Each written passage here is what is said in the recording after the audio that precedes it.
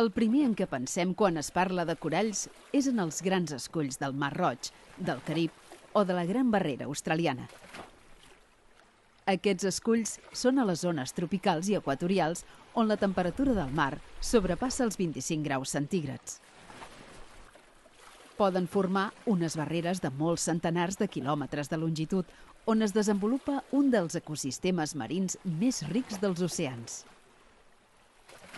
Bàsicament, aquests esculls estan construïts per nidaris, uns organismes invertebrats molt petits, sovint de pocs centímetres, però capaços de crear estructures sòlides de grans dimensions. Al nostre litoral hi ha altres espècies de nidaris. Algunes també són molt abundants. Les d'aquí no formen esculls superficials com els tropicals, però els corals de profunditat d'aigües temperades formen esculls molt grans a la plataforma continental.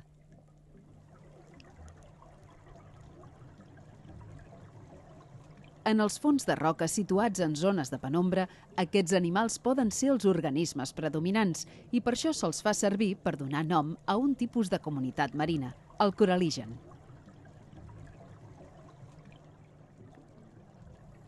La forma bàsica dels nidaris es podria considerar que és la d'un sac, més o menys cilíndric, que delimita una única cavitat interna, la cavitat gastrovascular. A l'extrem obert del sac hi ha la boca, rodejada de tentacles. Els nidaris són uns animals invertebrats que en el seu cicle vital tenen dues formes diferenciades, una anomenada pòlip i l'altra medusa. Els pòlips tenen vida sèssil, és a dir, estan units a un substrat. Això ho fan gràcies a un disc basal que hi ha a l'extrem oposat a la boca. Hi ha espècies en les quals els pòlips són organismes solitaris i altres en què són colonials i formen estructures on viuen una gran quantitat d'individus de la mateixa espècie. En aquest cas, la base del pòlip sol formar una estructura contínua que comunica els individus que formen la colònia. La medusa és una fase de vida lliure, amb capacitat de nedar i fer petits desplaçaments. La seva forma és similar a la d'un paraigua, amb una ombrel·la arrodonida i un tub situat al centre de la cara inferior, on hi ha la boca, anomenat manubri. En l'espècie Aurelia aurita es pot veure bé com és la forma de pòlip i el procés de formació de les meduses. En aquestes imatges hi ha diversos pòlips fixats al substrat i es veu com amb els tentacles allargats estan intentant obtenir aliment. El pòlip es va segmentant i adquireix un aspecte similar al d'una pinya. L'èfira és la forma juvenil d'una medusa. De cada disc anirà formant-se una èfira que es desprendrà. Aquest procés rep el nom d'estrobilació. És un procés de reproducció asexual. Les èfires es desenvoluparan i formaran noves meduses, les quals tindran reproducció sexual mitjançant gàmetes. Després de la fecundació, formaran noves larves, que es fixaran al fons i donaran lloc a nous pòlips, els quals tornaran a començar el cicle.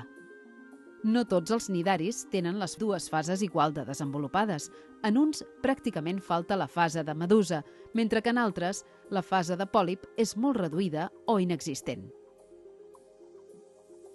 Molts nidaris tenen cèl·lules urticants als tentacles i al voltant de la boca.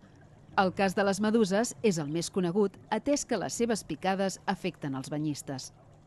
Hi ha cèl·lules grans, arrodonides, els nidocists, que tenen al seu interior uns orgànuls anomenats nematocists. El nematocist té forma de càpsula amb un filament al seu interior enrotllat en espiral. A partir de certs estímuls, el filament surt a l'exterior, es clava en la víctima i l'injecta el verí procedent de la càpsula.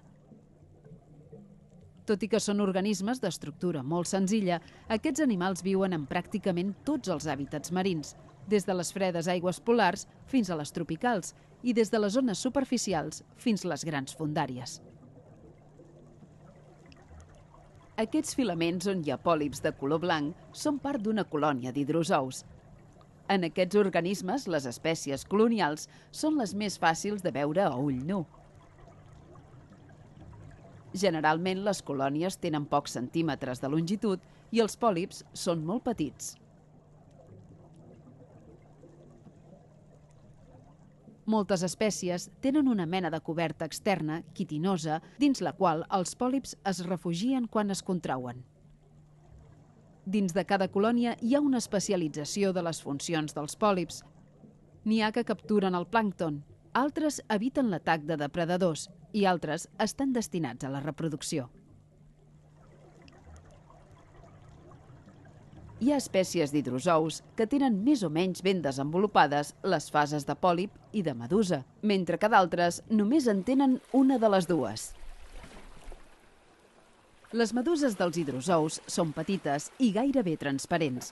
La seva forma és de campana. La boca és al centre de la cara inferior de l'ombrel·la i al final del petit manubri. Al llarg del marge de la campana hi ha un replegament dels teixits que constitueix l'anomenat vel. Les seves contraccions provoquen els petits desplaçaments de l'animal. Són animals carnívors que poden capturar fins i tot alevins i peixos petits.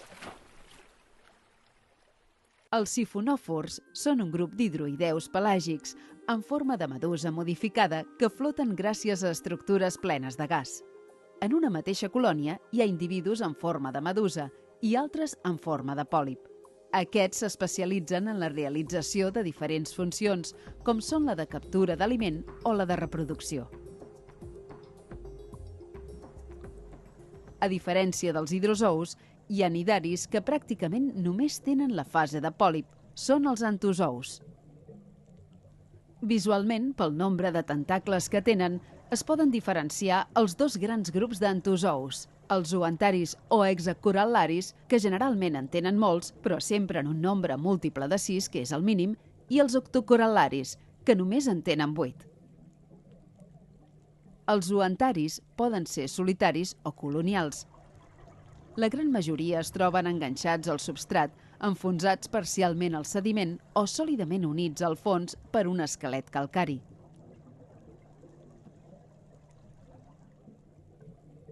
Hi ha espècies com algunes de les anemones que viuen als nostres fons que tenen un sistema muscular tan ben desenvolupat que els permet desplaçar-se pel fons i buscar els indrets que presentin les millors condicions per viure-hi. En aquest cas, sembla que ajudant-se amb els tentacles, l'anemona va avançant per la superfície de l'alga. Hi ha espècies que tenen un esquelet calcari que està soldat al fons. Són els madrepораris. Aquests organismes són els principals responsables de la formació dels esculls coralins. A les nostres aigües hi ha algunes espècies solitàries, però la gran majoria són colonials, com és el cas de la cladòcora, que forma estructures globoses en les quals poden haver-hi centenars de pòlips que es poden retraure completament dins els seus esquelets. També hi ha espècies de fondària, com és aquesta colònia de coralls profunds, que es pot trobar fins als 300 metres de fondària. És molt característica la seva forma arborescent, amb un tronc gruixut i els pòlips separats una certa distància entre ells. Els coralls blancs són capaços de construir esculls submarins on viuen una gran quantitat de petits organismes.